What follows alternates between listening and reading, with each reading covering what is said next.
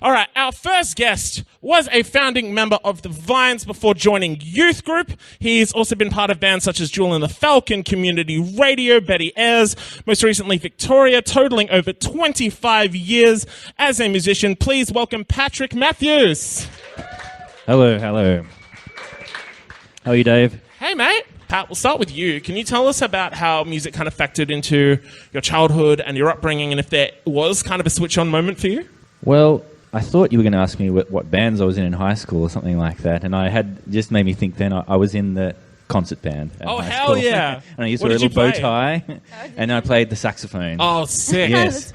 So my awakening to music probably came a bit later, maybe. I mean, I was into a bit of rock and roll in early high school. There was a band called Rat Cat. Yeah, Don't Go Now, baby. What a tune. Yeah, very important band. Yeah. And then there was the Stone Roses. I just remember the really good ones, I think. Stone Roses. Yeah. But before all of that, there was Guns N' Roses. Hell yeah, dude. But all the while I was playing saxophone in the school band and playing Andrew Lloyd Webber. Fucking honk along to Welcome to the Jungle, just like, yeah. And then I learned to play guitar at some point. Yeah, I mean, I didn't start a band at all until after school. Yeah. That's when, with the other guy in the Vines, Craig, we used to work at McDonald's. That was in the year after school. In Hurstville, yeah? Yeah, South Hurstville. Yeah. And then it all sort of mushroomed, blossomed. South Hurstville, actually. But That sounds a new rap. That's what's up. Oh, God. So globally, I mean, I guess I'm still not a performer. I don't know what I'm doing up here. So everything happens. Things happen strange ways. So I'm the least performerish person, I think. Could be before you're not in a band at all. Sorry, have you two been on the cover of Rolling Stone, or because this guy has? I know of. So pretty immediate access to like music. Then, like you just get the train into the city and you're set. Yes, and there was a record store called Soundgarden at Hurstville. Oh, for real? Yes, yeah. I wasn't in the boondocks, I guess, is what you're saying, yeah. But it wasn't exactly the Lower East Side of New York. Yeah, also true. Yeah. This was not exactly Brooklyn. Yeah. I get what you mean. Yeah. But, like, were you, like, going to shows a bunch growing up? I went to some all-ages shows, but I think I was actually 18 by the time I went to an all-ages show. Oh, so for real? Yeah. At which point it just starts getting weird, doesn't it? You're just like, I feel like a chaperone. And I think I was thinking the other day, it's like the first show I went to maybe was the Jim Rose Circus sideshow. Like, it wasn't even music. Yeah, like, right. Yeah, in year 12. Or maybe I went to, like, see Dig play at the Basement. Oh, yeah. Something nice. like that. Yeah. Yeah. Oh, man. But, yeah, like, I don't know, like, just growing up in the early 90s, like, you know, that kind of era is just so mythologized, you know, like going to, like, the first Big Day Out and all that sort of stuff, and everyone has all these fucking, like, big stories of, like, getting to see these artists before they were massive or anything like that. Yeah, I like, missed that. Yeah, right? It's just that one little bit past it where you're just like, oh, God damn it. Yeah, I suppose I was a little bit of I was into music. At school, I was into sport and studying and music and all. It all happened after uni. So I went to probably the Big Day Out in 1995 rather than 1990. Was it one when Nirvana played? I think two, or 2 or 3, thereabouts. But like 95, like was that like Soundgarden and like the Ramones and shit? There was a metal band, like a Ministry. Ministry. Yeah. Shit. That was the God big damn. band. Yeah.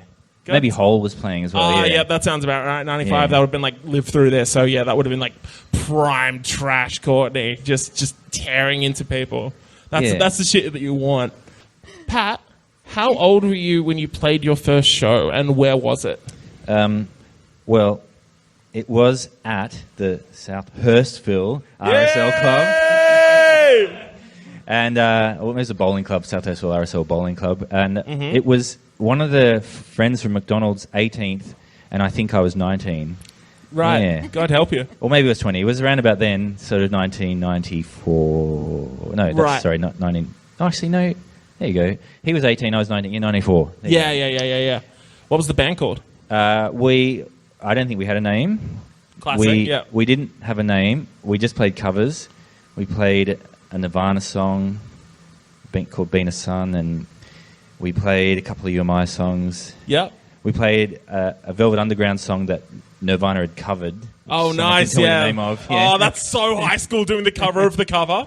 Oh, I love that shit. Yeah, we were really interested in easy songs at that point. Yeah. It's like 3 chords, sick, we're done, let's go. Yeah. And then the amps blew up, or the guitar amp blew up, and at the very same time, like, this huge fight started. And that was it. Pat, can you tell us, like, what kind of bands you were kicking around in, like, before the Vines kicked off? No, that was the first band. So that became the Vines. Yeah, no, we didn't have a name. I mean, it seems obvious, like, you need a name to be in a band, but we didn't have a name. And then Dave, our drummer, called us Rishikesh. Yeah. Yeah, which was where the Beatles went in India. And yeah. Craig never liked it, so Craig just named it after his dad's band, the Vines. Oh, yeah, and the original was with a Y. Yes. Yeah. Like the Birds. Yeah. Oh, like classic. Yeah. And, so you didn't have any other bands, like, before that? No. Yeah, right. No, when I joined Youth Group, that was my second band. Oh, wow. Fuck, big step. You're a committed man, I'll give you that. Yes. Yeah, I wouldn't leave them. Yeah? Yeah. And why would you? They're a wonderful band. They're good people. Well, yeah, when I stayed in Vines quite a bit too long as well. So yeah. I'm loath to leave a band. Yeah, true. I want to talk about the first proper tours that you guys went on. So, Pat, I'm guessing, forget not your first love. It was with the Vines. Like, what kind of shows were you doing? Like, when the band was first kicking off, like, were you playing much outside of the beloved grove of Hurstville? No, I mean, I guess we had in some ways a fairly charmed existence. Yeah. But, like, we're quite different from the normal band story where we got discovered, whatever, by a manager. Yeah. And then our first actual tour was supporting UMI. Right. And that was 2001. So it was UMI was like post their sort of heyday of like 96. But yeah, that would have been like Dress Me Slowly era? Yes. Yeah. Davey would have just joined, yeah. Yeah. So, Davey Lane had just joined. That's right, yeah. Those are massive venues anyway, and that was the first time we'd been anywhere except the biggest gig before that had been the Iron Duke. To like 100 people. Bit of a jump. Yeah. It was a bit of jumping, but it was fun. Dave, our first drummer, did not really like it. Right, yeah. We found it it seemed quite nerve-wracking for him. And then like we had one crazy night in St Kilda that was sort of like a premonition of what was to come. I really had no idea what was going to go on, but like, because Craig was kind of a fairly normal person back in 2001. Right, yeah. But then we had this night where like he I guess he wanted one of our managers to buy him some pot or something, and they were like, no. And so he smashed the phone, and then him and Dave went and wandered the streets of St Kilda for hours, and then came back empty. Yeah, and they claimed they almost got arrested, like they were standing outside the McDonald's asking people for weed, and a cop car pulled up, but they were looking for someone else because that was St Kilda. Yeah. So I really, honestly, I was like, I didn't think. I didn't know that everything, like, we were going to tour the world with a madman at the wheel. Yeah. I should have paid more attention to St Kilda 2009. Doomsday. Because how are you kind of taking that in? Because that's like a big jump to, be performing on those sort of stages. Like, what's the the adaptation process? You've probably seen me on stage. Like, I don't really do much. I mean, I was going to say, you're a very like reserved performer. Yeah, and I'm thinking like, nah, this is kind of strange. Yeah, winding the song down, like getting to the end. Yeah, but like, I mean, it didn't really go that well. Like, it wasn't like we played any shows where the audience really warmed to us or anything on that. Right. Tour. Yeah. And it wasn't like it was empty, but I guess that's not the way it really worked for us. Like, we didn't, blow the UMI off the stage. Yeah. So I was just going like, well, this is, but then we were already probably in a few months we were going overseas to record the album. So I'd just taken a year off uni, and I was like, this is interesting. Yeah, totally. See what happens. Oh, it's a big one. Pat, take me back to the Vines going to America, because like that's like engraved in my mind. I remember all of that shit blowing up. Like I remember seeing like the hype packages at the ARIA Awards. I remember seeing that cover of the Rolling Stones. Like you guys were one of the bands. You know, it was the Vines, the Hives, the White Stripes. You know, this garage rock revival. You know, I'm like just ending primary school, and all of this is just like opening my fucking galaxy. And just like I want to know, like, just on the other side of that, because like you said, you know, this is your first band, you know, this is the first time you're ever properly, I'm assuming it's the first time you've gone overseas as well, so there's a lot riding on this whole era in your life. Like, what do you remember about that period in your life now? Well, I had been overseas once. Right. Craig had never been overseas. Not sure about Dave. So we were hiding out. Yeah, the first few weeks in LA, it was because Hollywood was quite sketchy. Yeah. And Craig, just one time we went down to the Burger King there, and then the next time Craig's like, "Can I give you money?" And you can just go for me. to go to Burger King? Yeah, it was all Burger too much. King? Yeah, well, it actually degenerated quite badly into that. Like I was doing his laundry and stuff after a few months, because we were there for so long, and yeah, I guess it sort of turned into sort of certain roles. The butler and the crazy genius. Who's the only reason anyone's here is because of him. Like words straight from his mouth, not just something on. Yeah. Oh God, yeah. Yeah. So it was. Yeah, I guess so. That whole thing. So yeah, the isolation. Perhaps maybe I think back. It's like maybe the isolation would have bled into like me just going like, no, this is normal. Yeah.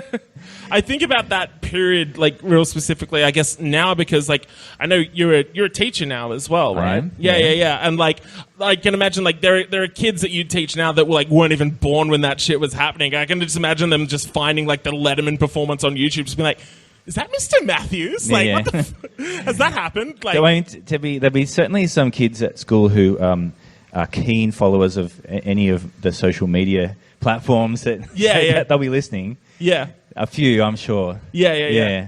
So it does happen.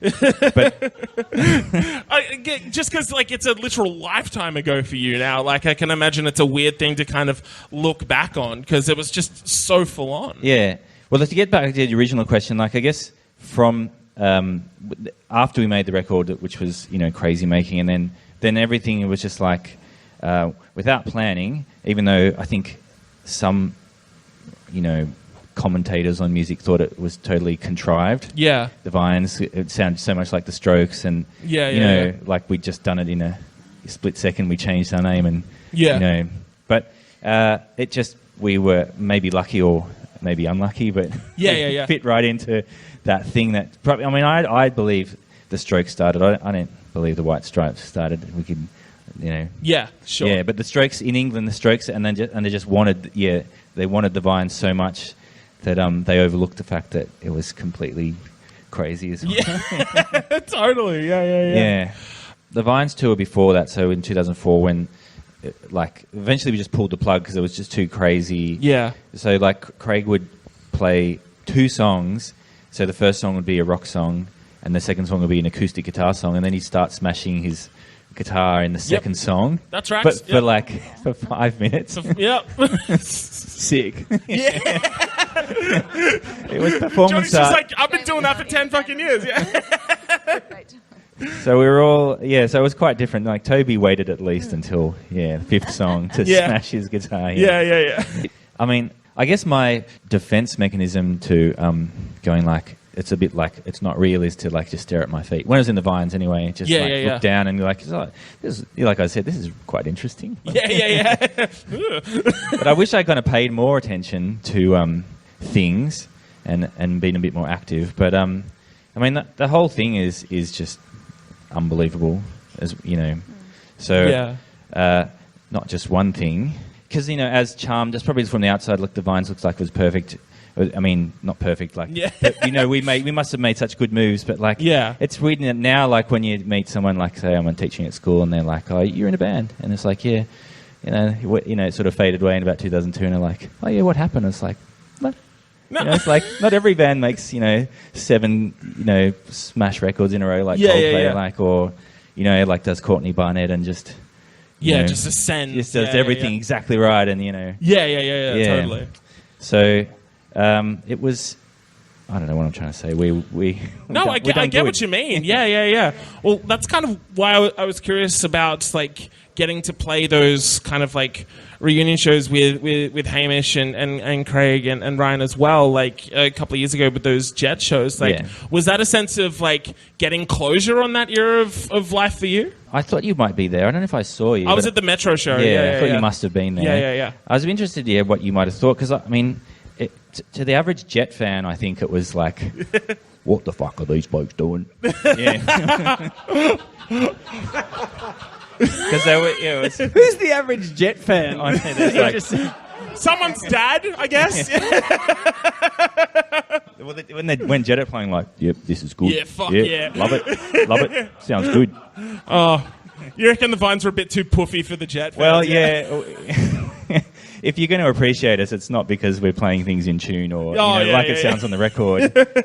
So, what did you think? Well, dude, I will tell you now, just to circle it all back to Guns N' Roses, seeing you and Craig on stage together, that was my Axl and Slash moment. I never thought I'd fucking see you two on stage together, and then it happened. I was just like, yes! Well, I mean, it was quite good. I mean, I spent that show especially because that was actually both shows. I just was watching Craig because I felt like. Yeah, I was just watching him. And that first show, the Metro show, was okay. Like, he was pretty good. Because Ryan is quite into the idea. Ryan's a guitar player. Like, maybe we can, like, play some shows and get paid and, And, and after the Metro show, I was like, maybe. Yeah. And then after the Enmore show, I was like, no way. What happened? We cut it short. We only had, like, a 9-song set. And we only played 7 songs because Hamish, the drummer, like, cleverly, like, see which way the wind was blowing and just skipped into the last song. And then Craig was just really going for it, and all Jet's expensive gear was there, and it was getting closer and closer. You're just like, oh no! Our friend Wesley was doing guitars, and Wesley was like trying to hand him a guitar, and it was like, and then everything got smashed. Yeah, and I was like, leave it be. Just very emphatically dusting your hands and just all right. And the Jet fans were like, oh, well, I don't know what that's all about. Solid impression, by the way. Love it. Love that shit. Pat, obviously, since Youth Group started, you've played in a bunch of bands over the last, like, decade or so, and you've really kind of, like, you went from having, like, only having one band to, Youth Group being your second band. So, like, most of the 2010s, you were playing in a bunch of different bands for, like, little periods of time. Like, how has your motivation to kind of create and make music and stuff like that changed over the years, if at all? I think maybe it's just generally at the start, and still now the same thing is just to do something with friends. So it's like a social thing. Yeah.